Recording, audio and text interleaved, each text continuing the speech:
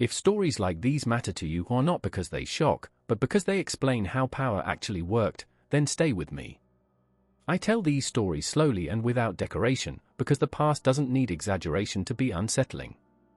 If you want to keep following how ordinary habits solidified into institutions, you're welcome to subscribe.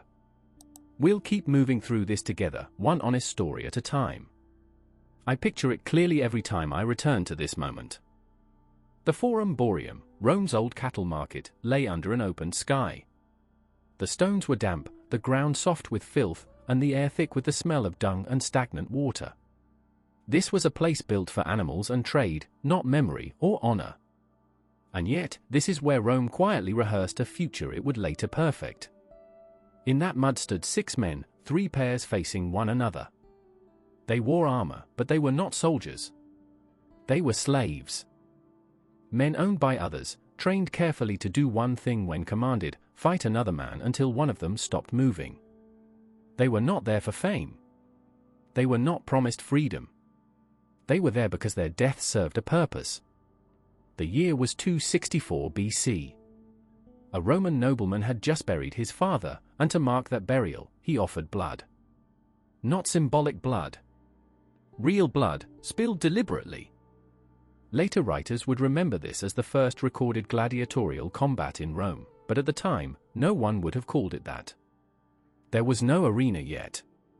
No crowd hungry for spectacle. Only a ritual carried out in silence and dirt.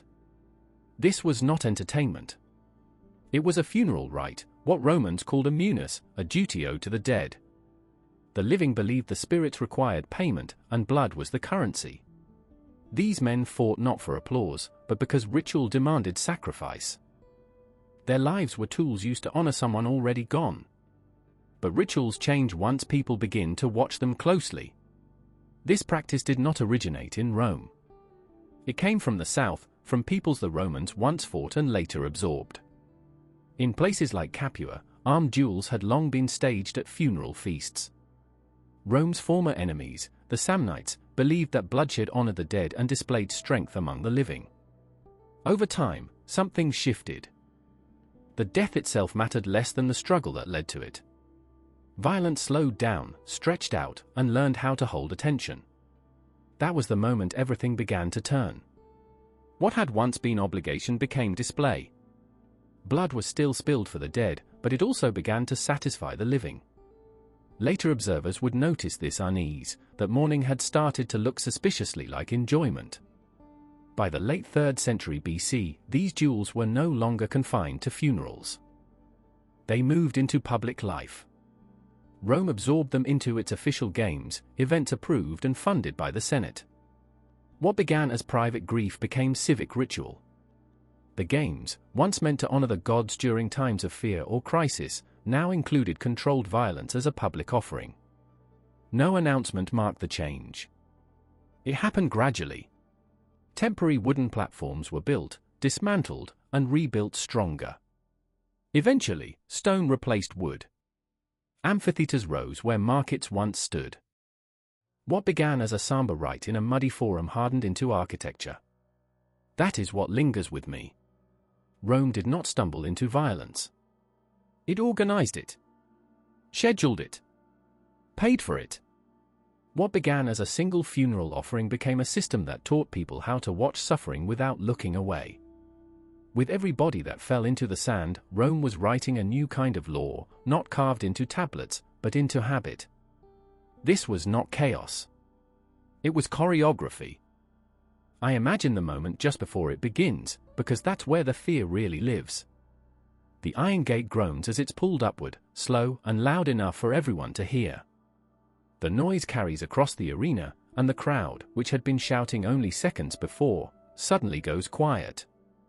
Even 50,000 people can fall silent when they know what's coming next. From the darkness of the tunnel, out onto the sand, a cage door lifts. A lion steps forward. You can see its ribs pushing against its dirty, tangled fur. This animal isn't healthy. It's been starved on purpose. Its eyes are sharp, its muscles tight, its body coiled like a spring pulled too far back. Hunger has done its work. This isn't a fair fight, and it was never meant to be. This is not a duel. This is an execution, carefully arranged to look like entertainment. By the 1st century CE, Roman arenas were no longer just places where men fought men. They had become stages where humans were forced to face nature itself, twisted, weakened, and weaponized by the state. These events were called venations when framed as hunts, and damnatio ad bestias when they were openly executions. The words sound clean. What they hid was panic, tearing flesh, and crowds trained to cheer at suffering. The people thrown into the sand weren't volunteers. They were criminals by Roman law, prisoners taken in war, rebellious slaves, and later, religious dissidents. Many were tied, unarmed, or deliberately confused. Against them came lions, leopards, bears, even bulls, often kept hungry for days to make sure they attacked quickly. Roman writers were clear about this detail. Starving the animals made the deaths faster, bloodier, and more reliable. This didn't begin overnight. Long before the empire reached its height, Roman elites understood that spectacle meant control. By the late Republic, men like Pompey the Great had already learned how powerful these shows could be. In 55 BC, Pompey staged massive games that included hundreds of wild animals killed in public. Ancient sources describe elephants panicking in the arena, crying out in ways that unsettled even hardened Roman spectators. The message was clear: Rome could dominate not just people, but the natural world itself. Some men were trained specifically for this role. They were called bestiarii. A few were professionals, paid and skilled, taught how to face animals with spears or fire. But many were not trained at all. They were condemned men pushed into the arena with minimal weapons, or none, and told to survive if they could.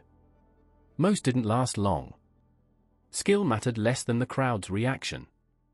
And this wasn't confined to Rome alone. From the Colosseum to distant provincial amphitheaters in Gaul, North Africa, and the eastern Mediterranean, the same pattern repeated itself. Cages opened. Animals charged. People screamed.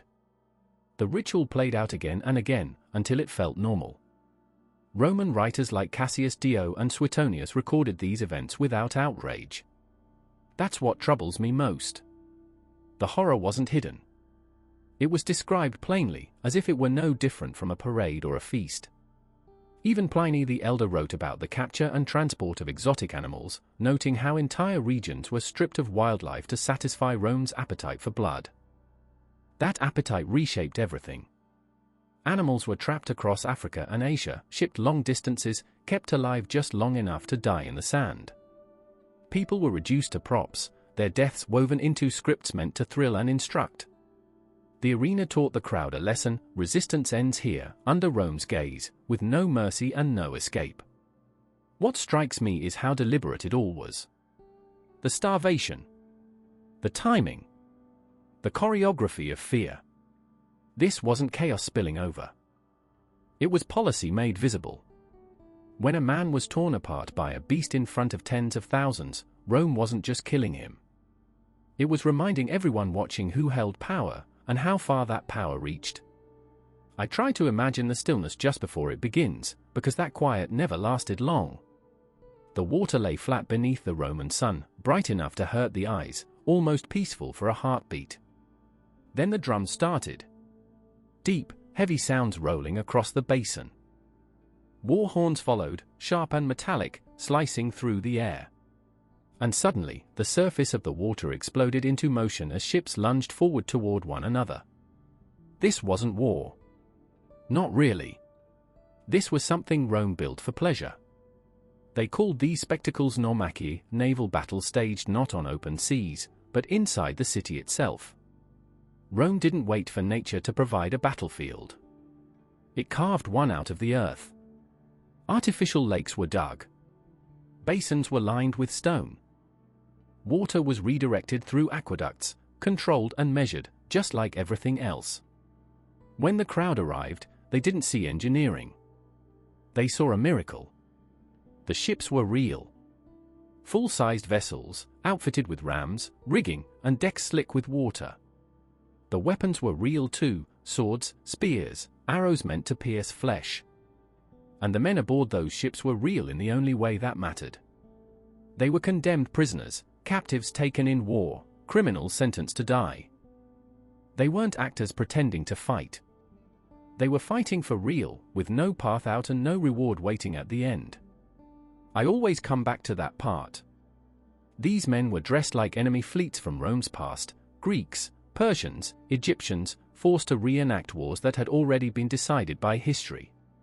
They were given orders, divided into sides, and told to row, board, and kill. Victory didn't mean freedom. It just meant surviving a little longer while the crowd roared. One of the first to realize the power of this spectacle was Julius Caesar. In 46 BC, after securing his dominance in Rome, he ordered the construction of a massive basin near the Tiber River. Ancient writers describe thousands of men forced into that water, battling until the surface churned red. The scale alone was meant to overwhelm. Rome could command land, blood, and even the sea itself. Later emperors expanded the idea. Augustus built an enormous basin measuring nearly 2,000 feet long, fed by a custom aqueduct designed solely to keep it filled. According to Suetonius, entire fleets clashed there, 30 ships at a time, packed with condemned men who knew they would never leave alive. The cost was staggering. The point was excess. Even the Colosseum, famous for blood-soaked sand, was sometimes adapted for water. Ancient sources suggest it could be partially flooded for smaller naval displays, then drained and returned to combat the following day. Cruelty wasn't just performed. It was engineered. Water channels, gates, and drainage systems turned death into a technical achievement. The historian Cassius Dio records one moment that never leaves me. Before a Naumachia staged by Emperor Claudius, the condemned men reportedly cried out, "Those who are about to die salute you." Claudius, unsure how to respond, answered vaguely. The battle went on anyway. There was no mercy hidden behind ceremony.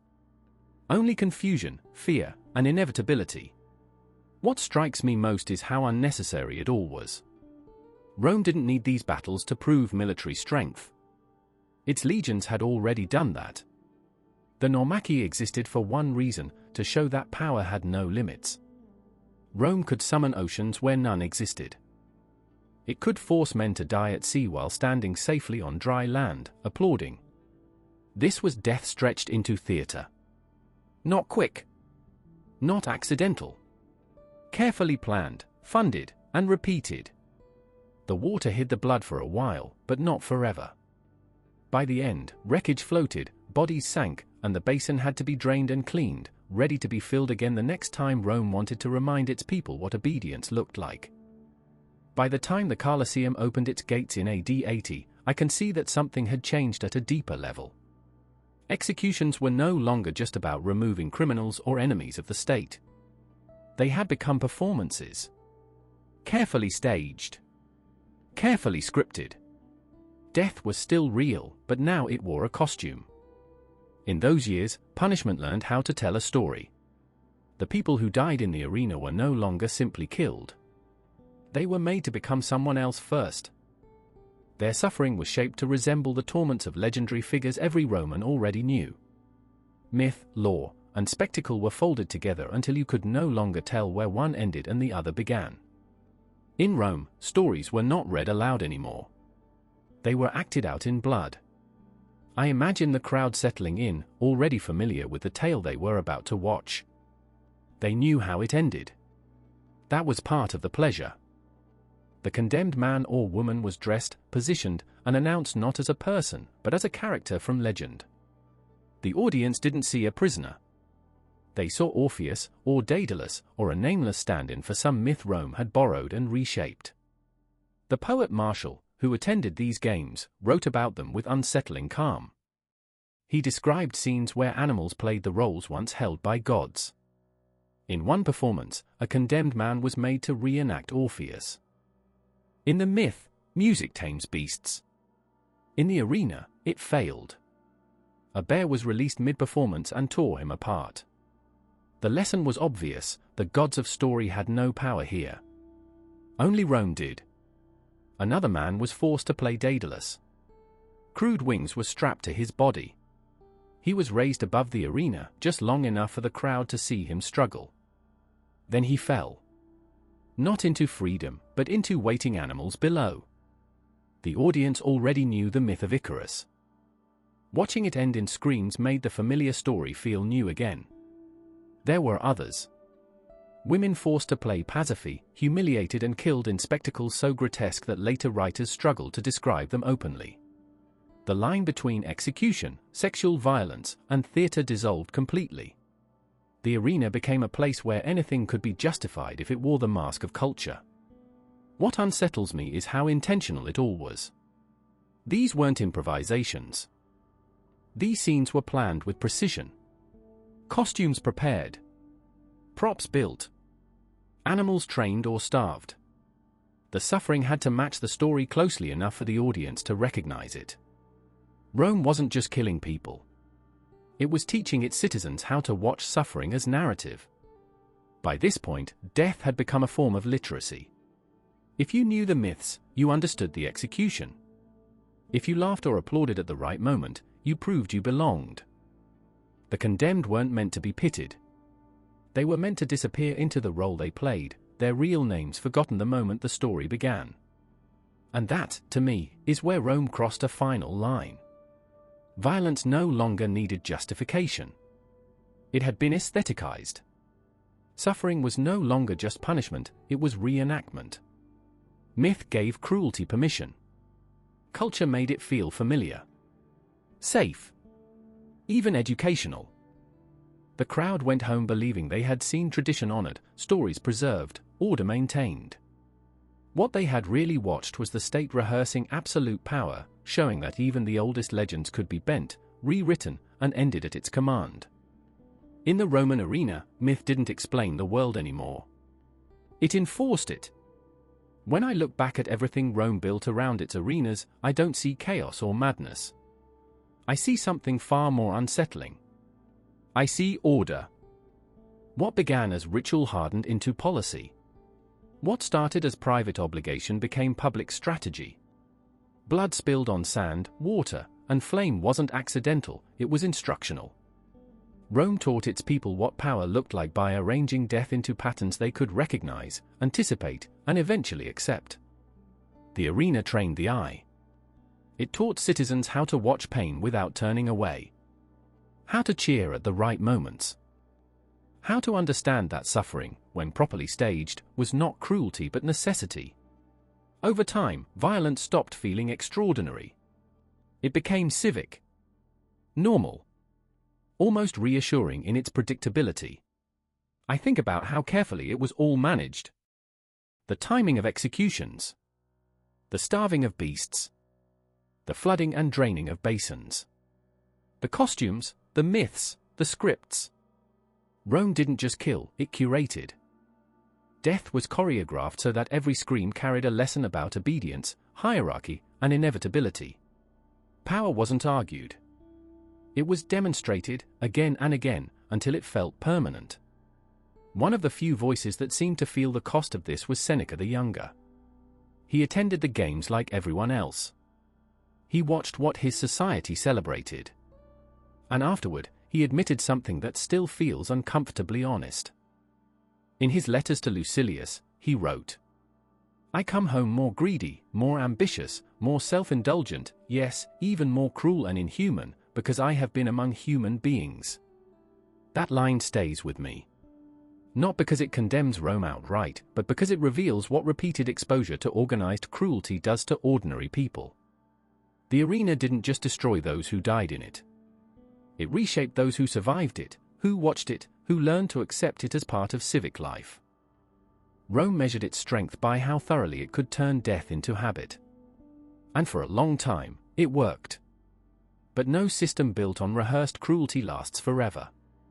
Eventually, the applause fades. The sand settles. And what remains are ruins and questions. If this reflection stirred something in you, I'd like to hear it. Tell me in the comments where you think Rome crossed the line, or whether you think it ever noticed it had. And if you want to keep exploring how history hides power behind ritual and spectacle, you're welcome to subscribe. I'll keep telling these stories plainly, and we'll keep walking through them together, one honest step at a time.